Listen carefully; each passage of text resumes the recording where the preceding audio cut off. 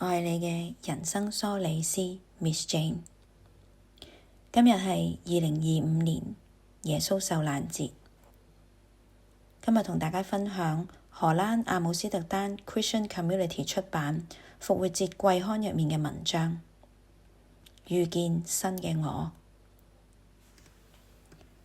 喺整個人類發展嘅轉捩點嘅呢個時間點入面，每一個人嘅內在都經歷緊呢個轉捩點。好多時候呢個轉捩點出現喺一啲衝擊人生嘅事入面，人生入面發生咗一啲唔喺預期之內嘅事，將我哋逼到埋牆角。我哋發現人生一直行得通嘅路，而家行唔通啦。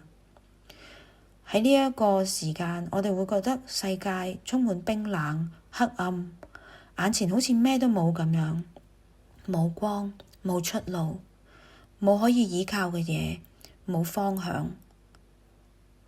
要行過呢一條路，我哋需要將自己蛻變成一個新嘅人，就好似要着上新嘅衫，過新嘅生活，做一個全新嘅自己。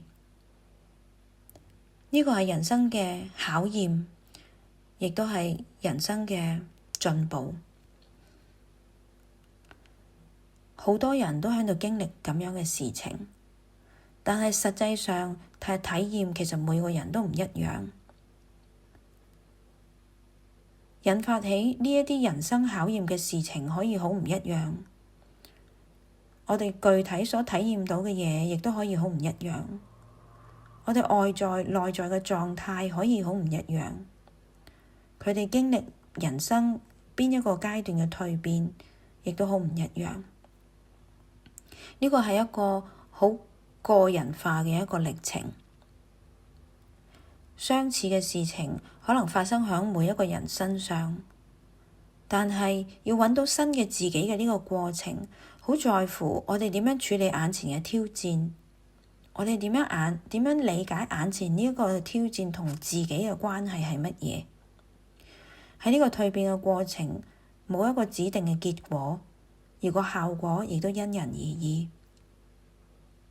喺經歷呢個人生考驗嘅時候，如果冇辦法克服到，後果可能係崩潰，甚至更嚴重可以係死亡。而另一個可能性呢，係呢個考驗將我哋指向靈性覺醒之門。打開門之後，光同埋溫暖就會即時照射喺我哋身上面，滲透全身，到達最底嘅輪脈，強化我哋嘅悟。玫瑰十字會嘅 Christian Rosenkreuz 經歷過呢個過程，所以喺我哋呢個時代成功能夠通過呢個考驗嘅人，佢哋話沿途都得到佢嘅指引。呢個過程就好似死亡一樣，將人生以往嘅幻象同埋過去嘅自己一同死去，形成一個新嘅自己。喺今時今日2025年復活節前夕，有好多人都有咁樣嘅體驗。佢唔知道前面嘅路點行，唔知道邊度係出口，覺得人生冇希望。我每日都聽到好多呢啲嘅人生故事。喺人生裏面，呢啲嘅人生嘅考驗係一個死去嘅過程，喺呢個過程會經歷痛苦、悲傷，同埋不斷哀悼唔再存在同埋唔再可能嘅人同埋事。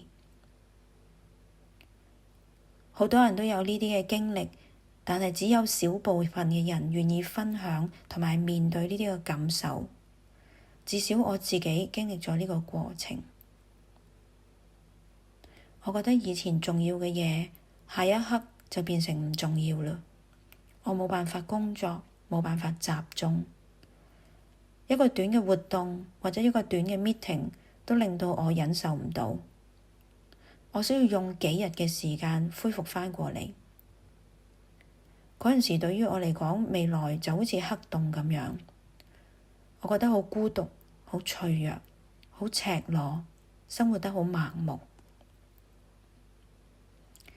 對於我嚟講，要從呢個人生低點爬返出嚟，係需要一個過程。係需要 take steps 㗎。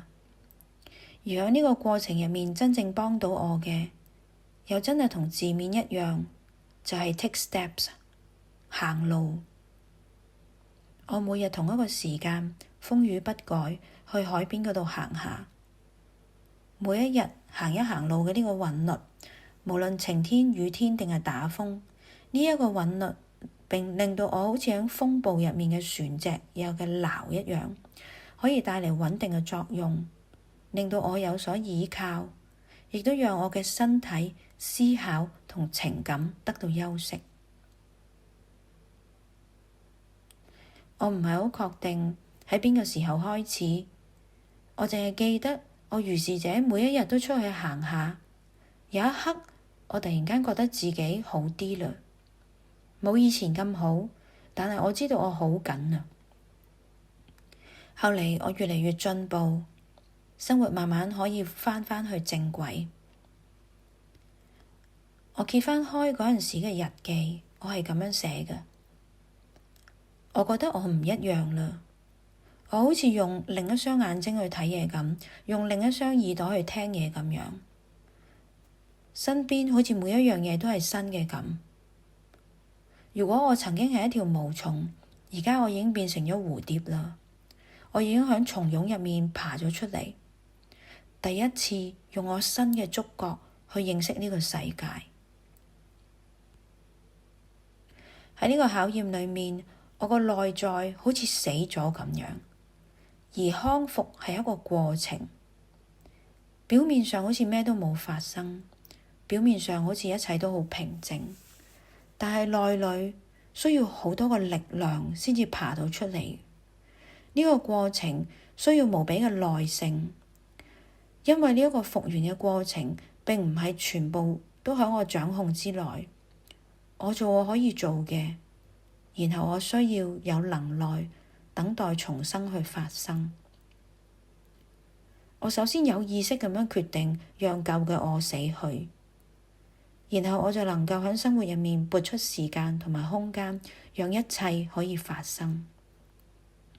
喺死亡入面等待重生，當中會經歷好多挫折、掙扎、失望，仲會流過好多嘅眼淚。呢一種唔知道幾時可以重生嘅感覺，喺黑暗入面努力掙扎嘅時間，的確係好難捱。畢竟現實係好殘酷嘅，而呢種活過嚟嘅感覺係一種逐漸顯現嘅過程，而好起嚟嘅狀態又同原本預期嘅可能好唔一樣。我發覺我嘅思考、情感同埋渴望同以前都好唔一樣，我好似變咗另一個人咁樣。被改變嘅好似唔係淨係我自己咁，好似成個世界都變咗咁。我嘅觀點變咗，我好似睇每一個人、每一件事呈現一個新嘅面貌出嚟咁。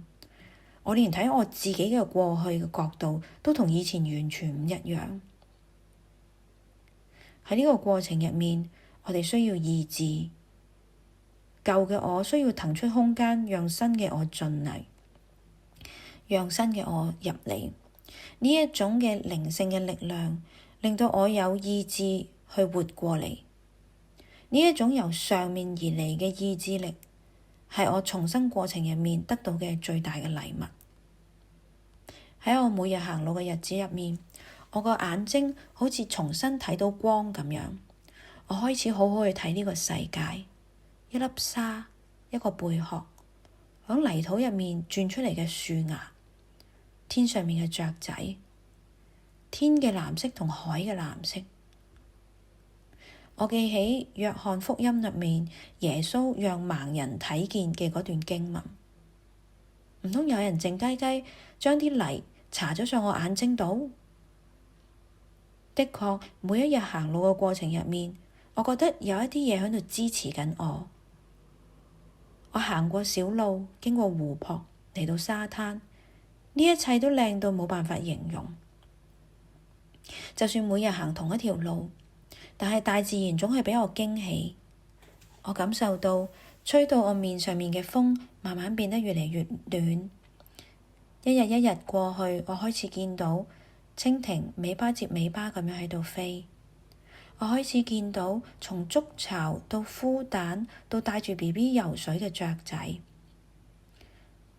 帶住 BB 游水嘅鴨仔。我睇到路邊嘅小草，冬天嘅時候嗰種孤寂，春天嘅時候嗰種生命力，同埋夏天嘅時候嗰種豐盛。我見識到喺溫暖嘅日子入面，落雨之後啲植物可以幾咁迅速咁樣生長，好似一片迅速蔓延嘅綠色地氈咁樣，一下子就冚住晒整個大地。佢哋係如此渺小，又如此強大。呢一切都係大自然嘅奇觀，呢一切都讓我感動。我知道呢個係來自天堂畀我嘅禮物，畀我從嗰個深淵入面爬返出嚟嘅禮物。我慶幸我經過咗呢個內心黑暗期之後，我得到一雙新嘅眼睛，睇到我一直忽略咗嘅由天堂而嚟嘅禮物。記住，我係你嘅人生梳理師 Miss Jane，我要帶你開啟你嘅靈性發展之旅。